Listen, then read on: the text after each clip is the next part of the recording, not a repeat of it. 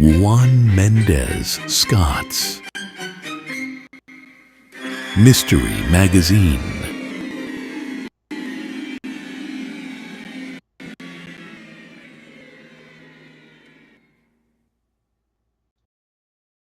A Sizzling Affair. Chapter 9. The smile on my face lingering. "Does she still think I married you for your money?" I asked, my voice laced with a bitterness that was hard to hide. Although I did marry him for his money, I wasn't about to admit that to anyone, especially not his mother. Gary had been making 6 figures when I met him 3 years ago, and I knew then that I'd be secured for life. And for that, maybe his mother wasn't entirely wrong. "I don't know," Gary said, his voice hesitant. "I don't talk to her about that. It doesn't matter to me. As long as we love each other, it doesn't matter. I'm supposed to take care of you. You're my wife." Well, to tell you the truth, I was starting to feel neglected, with you gone all the time, you know? "Yeah, I kind of figured that," he said softly, almost apologetically. I stopped pacing, standing still in the middle of the family room, the weight of what I was about to say pressing down on me. "Gary, I want this marriage to work." "Then let's make it work, Ginny," he said, his voice filled with a kind of desperate hope that made me almost pity him. "And we're not getting any younger. I'm ready to start a family." The line went quiet for a moment. I could almost hear the gears turning in his head, the shock registering as he processed my words. The idea of me letting him get me pregnant must have been too much for him to handle, his mind reeling with the possibilities. "Are you serious?" he finally managed to say, his voice thick with disbelief. I could practically hear his excitement, could imagine him sitting up straighter, his heart pounding at the thought of starting a family. I didn't blame him for being surprised. The idea of me, the wife who had been so distant, now suddenly wanting to start a family. It was the perfect bait, and he was swallowing it whole. "Yes, I am very serious," I said, keeping my voice steady, masking the wicked excitement bubbling inside me. "Well, let's get started on that as soon as I get home," Gary replied, his voice filled with eager anticipation. I glanced at the small bottle of Camille's high blood pressure medicine sitting on the table, the pills rattling softly as I picked it up.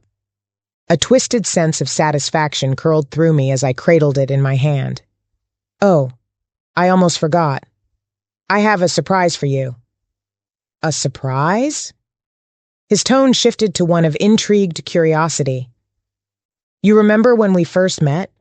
When we used to go to the park a lot?" "Fort Washington Park. Yeah, I remember," he said, and I could practically hear the smile spreading across his face. I knew exactly what he was thinking about, the countless times we'd stolen away to that secluded spot, where I rode him until he was a trembling, screaming mess of pleasure. The memory alone was enough to put him in a good mood. "You remember how we used to park way at the end of the park, on the other side of the fort?" I asked, the words dripping with false nostalgia. "Yeah, I remember. Hardly anybody ever came back there," he said, his voice tinged with a mix of longing and excitement. I nodded to myself, a devious smile playing on my lips. "You remember that was our spot?" "Yes, it was. I used to like doing that," he said, his voice taking on a wistful tone, lost in the memory. "Let's get off to a fresh start," I suggested, injecting just the right amount of hope into my voice. "Let's start back going to the park again." "Oh, okay, cool. I like that idea," he said, the excitement in his voice unmistakable. I hadn't heard him this animated since the day he proposed, and I said yes, though we both knew it was his wallet I was agreeing to. "What time does your flight get in tomorrow?" I asked, shifting gears to the logistics of my plan.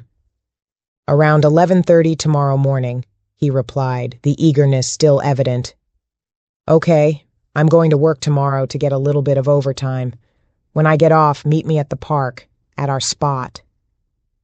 I could almost see him blushing through the phone, his face flushed with the thrill of our rekindled romance. "Okay, let's do it. I'll call you when I hit Fort Washington." "Okay, that sounds good," I said, the final pieces of my plan falling into place. "Can't wait. Love you, baby." "Love you too, Gary.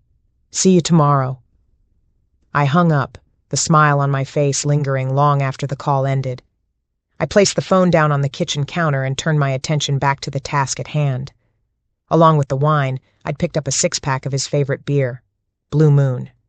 The dark brown bottles were perfect, concealing the contents inside, making it nearly impossible to tell if anything had been tampered with. I went to work, my movements precise and methodical. I opened one of the beers and carefully began crushing the high blood pressure pills, grinding them down until they resembled fine white sand. The sound of the pills being pulverized against the counter was almost therapeutic, a rhythm that matched the beat of my heart as I meticulously prepared for what was to come. Once the pills were reduced to powder, I funneled the lethal dose into the open beer bottle, watching as the powder dissolved into the liquid, disappearing without a trace. I took a hammer and gently tapped the cap back onto the bottle, ensuring it looked untouched, just as it had when I bought it. To make sure I didn't mix it up with the others, I took a yellow highlighter and discreetly marked the deadly beer. That one would be the second beer I gave him, just when he was starting to relax, his guard down completely.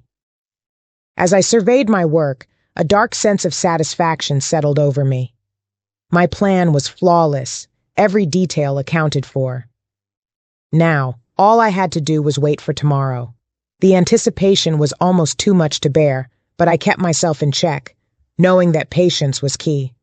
Tomorrow everything would fall into place. Tomorrow I'd be free.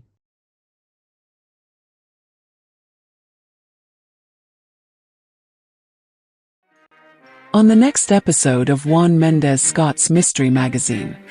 Chapter 10. Truly Free.